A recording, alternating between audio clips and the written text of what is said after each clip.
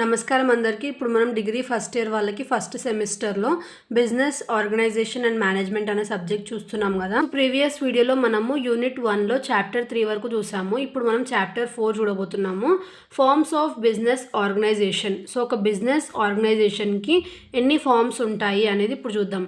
So first forms of business organisation అంటే ఎన్ని టైప్స్గా అంటే కోడ్ ఆఫ్ కండక్ట్ ఒక్కొక్క డిఫరెంట్గా ఉంటుంది. సపోజ్ ఇప్పుడు సోల్ ప్రొపరేటర్ అనుకోండి, ఒక పర్సన్ హ్యాండిల్ చేస్తారు. పార్ట్నర్షిప్ అంటే 2 పర్సన్స్ హ్యాండిల్ చేస్తారు.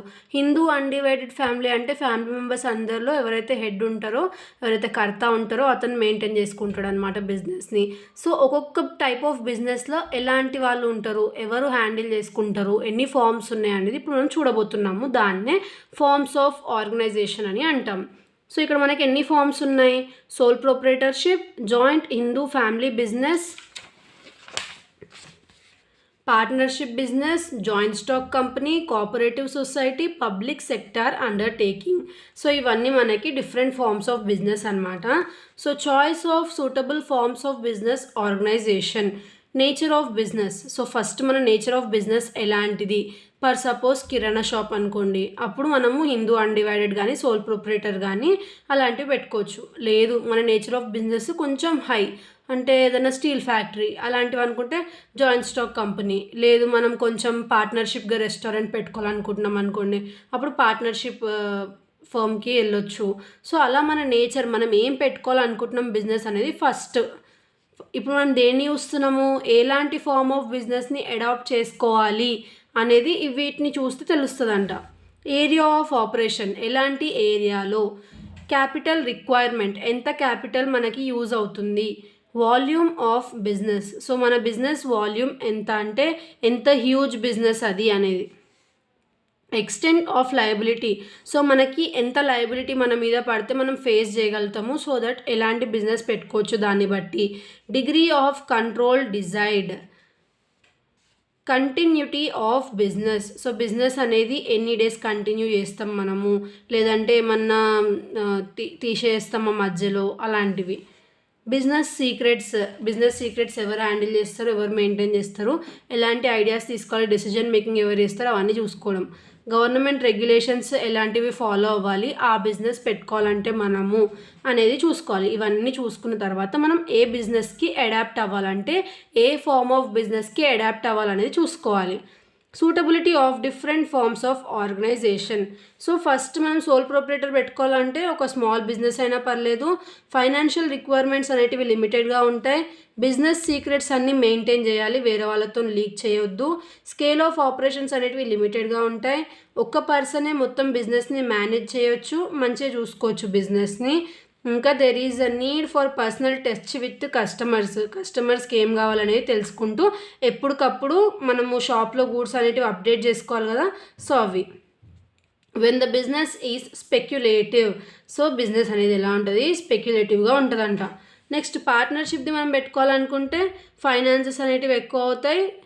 There is a need for more persons to share managerial responsibilities.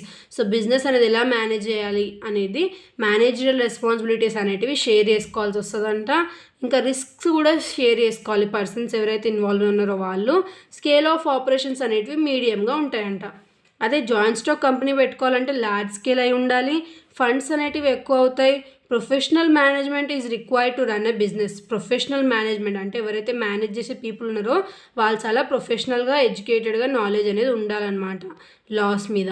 There is a need for separation between ownership and management అనేది సపరేట్గా చూస్తారంట ఈ బిజినెస్లో. జాయింట్ స్టాక్ కంపెనీలో a business will be operating in a globalized economic situation.